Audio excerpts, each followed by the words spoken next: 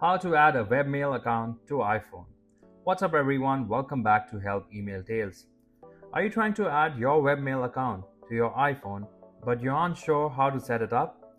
Whether you're using a custom domain email, a hosting provider's webmail service, or a third-party email account, adding it to your iPhone means you can check and respond to your emails right from their inbox.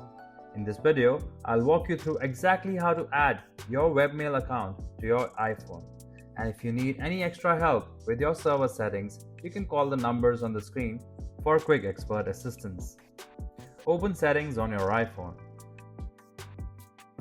Search the Mail app and open it. Next, you should tap on Accounts. Tap Add Accounts and tap your email client and tap Others if it's unavailable in the list. Under Mail, tap on the Add Mail account. Enter the necessary information, then click on Next. Select IMAP or POP, enter the required details and click on Save. If you found this video helpful, please give it a like and share it with others.